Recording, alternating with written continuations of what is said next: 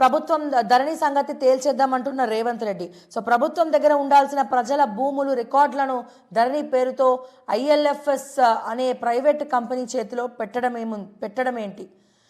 రైతుల భూలావాదేవీలన్నీ కూడా నిర్వహిస్తున్న ఈ కంపెనీ వేల కోట్ల అప్పులు చేసి బ్యాంకులను ముంచింది. దివాలా తీసిన ఈ కంపెనీతో గత ప్రభుత్వం ఒప్పందం చేసుకోవడం మొదటి తప్పు. ధరణి నిర్వహణ కోసం ఈ కంపెనీ టెరాసిస్ టెక్నాలజీస్ లిమిటెడ్ అనే మరో అనుబంధ సంస్థను ఏర్పాటు చేసింది. ఇందులో 49% వాటాను 2021 సెప్టెంబర్ 25న టెరాసిస్ కంపెనీ ఫిలిప్పీన్స్ దేశానికి చెందిన ఫాల్కాన్ కంపెనీకి 1,275 కోట్లకు అమ్ముకుందట. ఏమీ లేని ఒక కంపెనీ వాటాను సగం అమ్మితే 1000 కోట్లకు పైనే తీసుకున్నారంటే ఆ సంస్థకు ధరణి నుంచి ఎంత సొమ్ము వెళ్తున్నదో అధికారులు లెక్కలు సమర్పించాలే. సో ఇది ఆలోచించండి. ధరణి ప్రభుత్వం అన్నారు, కానీ పోర్టల్ ప్రభుత్వం కాదు, అదొక ప్రైవేట్ సాఫ్ట్వేర్ సంస్థ నడుపుతా ఉన్నది. సో ఫాల్కాన్ అనే కంపెనీ దాన్ని కైవసం చేసుకున్నది.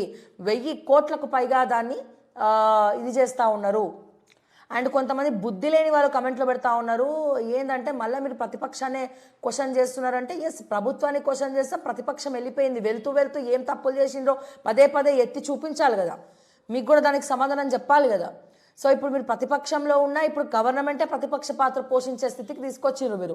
గట్లు ఉన్నది, మరి ఏం చేస్తాం? 10 రోజుల్లో రిపోర్ట్ ఇవ్వండి. రెవెన్యూ ఆఫీసర్లకు సీఎం రేవంత్ రెడ్డి ఆదేశం. గత ప్రభుత్వం లేని సమస్యలు తెచ్చి రైతులపై మోపింది. సో ధరణి కోసం అసలు టెండర్ పిలిచిండ్రా, నిర్వహణకు ఎంత చెల్లిస్తున్నారు? బ్యాంకులను ముంచిన కంపెనీతో గత సర్కార్ ఒప్పందం చేసుకునేది. మా సమగ్ర సర్వే కోసం ప్రణాళికలు రెడీ చేయాలని ఆదేశం. ధరణి కోసం తీసుకున్నటువంటి నిర్ణయాలపై రిపోర్ట్ ఇవ్వాలని సిఎస్కు సూచన. భూ సంబంధిత వివాదాల శాశ్వత పరిష్కారానికి ప్రత్యేక కమిటీలో మంత్రులు, అధికారులు, అలాగే రెవెన్యూ ఎక్స్పర్ట్స్, రైతు ప్రతినిధులు. సో వీళ్ళందరూ కూడా, సో రెవెన్యూ ఆఫీసర్లందరికీ కూడా రేవంత్ రెడ్డి మరి చెప్పడం జరిగింది, స్టేట్మెంట్ ఇవ్వడం జరిగింది. ఖచ్చితంగా నాకు రివ్యూ కావాలి, అన్నీ కూడా సాక్ష్యాధారాలతో సహా, ప్రూఫ్స్తో సహా అన్నీ కూడా లెక్కలు పత్రాలు అన్నీ కూడా తీసుకొచ్చి నాకు చెప్పాలి అని చెప్పి, వివరణ ఇవ్వాలని చెప్పి రేవంత్ రెడ్డి ఆశించడం జరిగింది. ఈరోజు రెవెన్యూ అనేది ఒక కొంగు బంగారం. ఎంఆర్ఓలు కానీ, ఆర్డీఓలు కానీ, కలెక్టర్లు కానీ, సీసీఎల్ఏకి సంబంధించిన వాళ్ళు కానీ కోట్ల రూపాయలు రోజుకి, నేను చెప్పేది రోజుకి కోట్ల రూపాయలని సంపాదించుకున్నారు. సో ఈ రెవెన్యూ వాళ్ళంతా కూడా.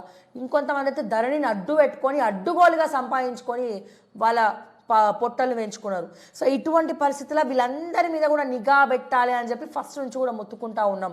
సో దాని చిట్టా లావాదేవీలన్నీ కూడా బయటికి తీయాలి అని చెప్పి కొత్త ప్రభుత్వాన్ని కూడా హెచ్చరిస్తూ ఉన్నామని చెప్పి ఒకసారి గుర్తుపెట్టుకోవాలి.